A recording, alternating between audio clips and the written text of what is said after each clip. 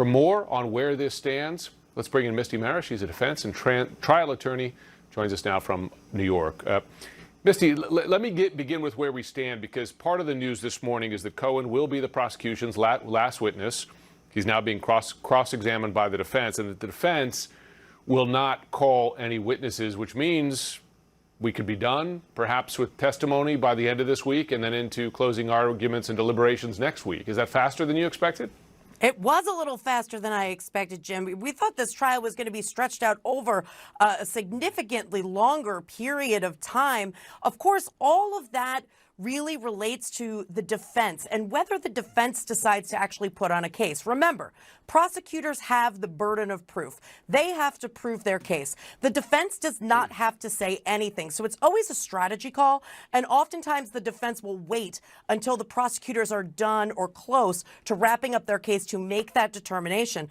But Jim, we're at the end of this thing. The Trump team said that they're going to cross-examine Michael Cohen today, cross-examine Michael Cohen Thursday. Court is dark on Friday. That means we're heading into jury instructions and closing arguments next week.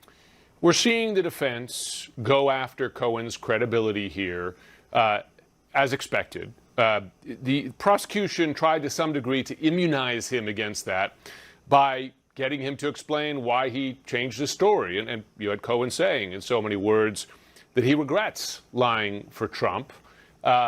I wonder, do you think the prosecution, before we get to the defense's strategy here, do you think the prosecution did enough to kind of put a wall around the credibility questions about Cohen? They really had to, and there's a specific reason for this. So when it comes to jury instructions, there will be an instruction that says, juror, if you don't believe one part of this testimony, you can actually decide you don't believe any of it. You can believe none, some, or all. So jurors have a lot of discretion in assessing that credibility. So prosecutors needed to get ahead of it. They needed to control the narrative about all of Michael Cohen's very, very obvious credibility issues. There's just a timeline of changes in his story. An admission. He came out the gate on direct testimony and said, yes, I lied for Trump. He also said that he lied before courts. He lied before Congress. So the prosecutors really had to do that in order to get ahead of what they knew would be a big part of the cross-examination. And prior to this, they tried to build up the case and the story based on other witnesses than Cohen, in part, again, to insulate their case against those questions. We'll see what the jury thinks. I do want to ask you about how the defense now has been going after Cohen. From the start of the cross-examination, it seemed that they were going more after Cohen's nastiness, some of his public nasty comments on TikTok about the former president, about the former president's attorney, Todd Blanche here, prior to even going after his credibility. Now, I wonder if often a successful defense tactic, to just portray the witness as kind of a nasty person. Yeah, I think they went right for the TikTok, and it's funny because I do think that we're going to see a bit more of that comeback. And look, right now they're actually going through in the questioning, talking about a lot of Michael Cohen's media appearances. They're talking about various stages of when he was under investigation or communicating with the district attorney's office, making appearances on TV, posting on social media.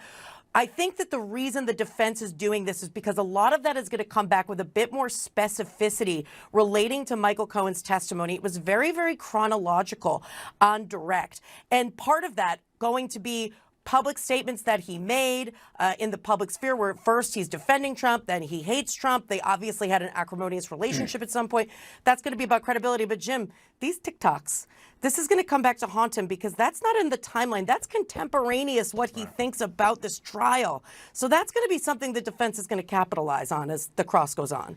And right now we can see as the cross continues, they're going after his motivations here, saying you have these podcasts, you've written these books criticizing the president, the implication being, I imagine, that he's doing this for the money. Of course, we should note he is testifying and has been testifying under oath, so if he were to be lying in these circumstances, he would face criminal prosecution again, or at least be vulnerable to it. Misty Marris, thanks so much. Thank you.